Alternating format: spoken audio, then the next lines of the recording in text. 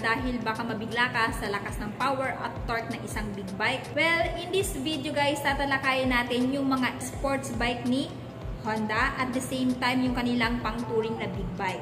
Kaya naman tara, samahan nyo akong isa-isahin yung mga naaangkop na big bike na sa tingin ko ay bagay sa inyo. So, dito na muna tayo guys mag-umpisa kay Honda CB500F. Ito yung una kong napili guys dahil una, napakagaan lang po nitong motor na to dahil ito po ay may timbang na 189 kilograms at meron din po siyang seat height na 789 mm. So sa height ko na 5'5 guys, abot na abot ko po ito and kahit lady rider ay kayang-kaya po itong i-maneuver. Meron din po siyang sitting upright position na kung saan sa long ride ay hindi na po kayo mangangawit pa.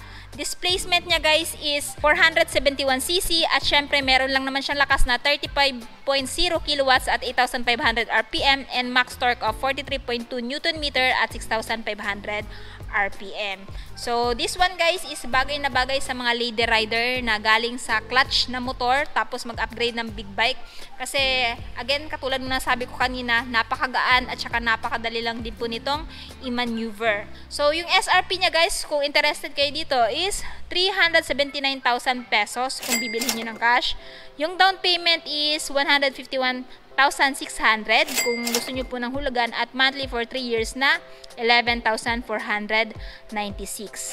So kung gusto nyo lang po ng big bike na pang long ride at hindi masyado nakakangawit, no, I highly recommend CB500F. So itong si Honda CBR 500R, meron po silang dalawang color dito which is red at saka itong matte black. Isa po ito sa napili natin guys kung halimbawa mag-upgrade kayo ng big bike dahil ito lamang po ay merong displacement na 471cc at meron lamang po siyang lakas na 35.0 kilowatts at 8,500 RPM and max torque of 43.2 Nm at 6,500 RPM. Pagdating naman po sa timbang niya guys, meron po siyang timbang na 192 kilograms. Medyo mabigat lang siya ng konti kay Honda CB500F. Pero alam ko pong kayang-kaya nyo po itong i-maneuver. Sa seat height naman, meron po siyang seat height na 789 mm at ground clearance na 130 mm. So ayan guys, napakaganda po nitong motor na to kung halimbawa gusto nyo po na talagang pangmalakasan na big bike, no? At forma yung inyong hinahanap, I highly recommend CBR 500R. Pagdating naman po sa price niya guys, SRP is 389,000 pesos kung bibili niyo ng cash. Down payment is 155,600 at monthly for 3 years na 11,800 pesos. So pili na lang po kayo dito sa dalawa kung alin po yung gusto nyong big bike. Anyway guys, this 2 is naka-inline 2-cylinder na din po. Kagaya nung kay Honda CB500F. Next, kung gusto niyo naman po ng motor na pang Philippine Loop Long Ride Adventure Endurance, no, at galing kayo sa lower displacement at mag-upgrade kayo ng isang big bike, I highly recommend Honda CB500X. So, ito guys is bagay na bagay kung halimbawa meron kayong taller height like mga 5'6", 5'7", kayang-kaya nyo po itong abutin. Kasi kahit ako, 5'5" yung height ko guys, kayang-kaya ko po itong abutin tong motor na to. Hindi ako masyado natataasan dito. So, itong big bike na to guys, napili ko to dahil relax lang po nitong dalhin kasi naka-upright sitting position po tayo dito. At isa pa, siya lamang po ay merong displacement na 471cc. Tapos meron lamang po siyang lakas na 35.0 kilowatts at 8,500 RPM and max torque of 43.2 Nm at 6,500 RPM. Pagdating naman po sa kanyang seat height guys, siya po ay merong seat height na 834 mm at ground clearance na 181 mm. So kahit nga po lady rider, as long as medyo may tangkad lang po kayo ng 5'5", 5'6", ay kayang-kaya nyo po itong i-maneuver. Mayroong dalawang color variant which is Grand Prix Red at saka matte gunpowder black metallic. Ayan guys, so kung interested po kayo dito sa big bike na to, ano, ayan, so ito po ay mayroong presyong 399,000 pesos kung bibilhin nyo ng cash. Ang down payment is 159,600 kung gusto nyo po ng hulugan at syempre meron po siyang monthly for 3 years na 12,103. So, kung naghahanap naman po kayo ng modern yet classic, no? At gusto nyo po mag-upgrade, galing kayo ng 150cc na classic na motor at gusto nyo mag-upgrade ng big bike, I highly recommend Honda CL 500 dahil ito lamang po ay merong bigat na 190 kilograms. Kahit lady rider ay kayang-kaya tong i-maneuver kasi napakagaan lamang naman po niya. Tapos, ang seat height naman po niya is 790mm at yung ground clearance niya guys is 155mm. Pagdating naman po sa kanyang displacement, siya po ay 471cc na may lakas na 33.8 kW at 8,500 RPM and max torque of 43.3 Nm at 6,000 RPM. So this big bike guys na classic ay kalalabas lamang po this year, ano? So bagong-bago po itong big bike ni Honda. So itong si CL guys ay may presyong 409,000 pesos kung bibilhin niyo ng cash. Tapos kung hulugan is, ang down payment is 163,600 at monthly for 3 years na 12,406 pesos.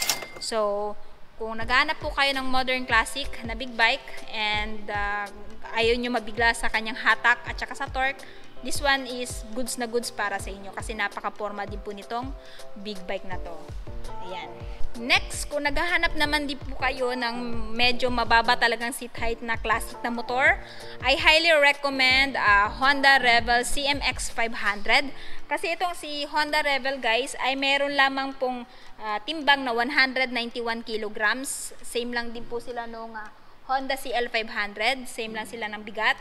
Tapos, yung kanyang seat height guys is mababa lamang po ng 690mm.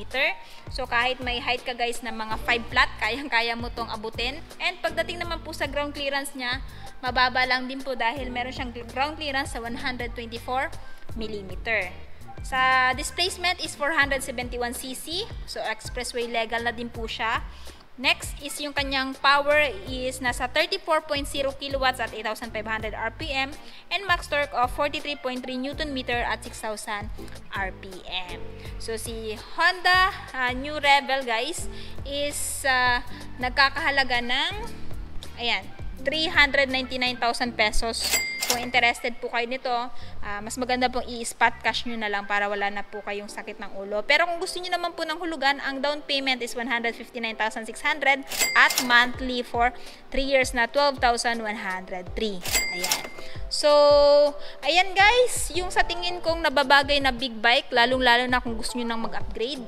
Dahil napili ko sila, una is napaka-relax lang dalhin, ikalawa medyo magaan lang din, ikatatlo hindi ganon kataas ang yung seat height. Meron isa na yung CB500 para yun sa mga matatangkad na galing sila, for example Honda CRF 150 tapos gusto nila mag-upgrade ng isang big bike na medyo level lang din ni Honda CRF 150. Yun, bagay na bagay sa kanila yung Honda CB500. So kung may katanungan pa kayo guys dito sa mga big bike na nabanggit ko, comment down below. Ayan.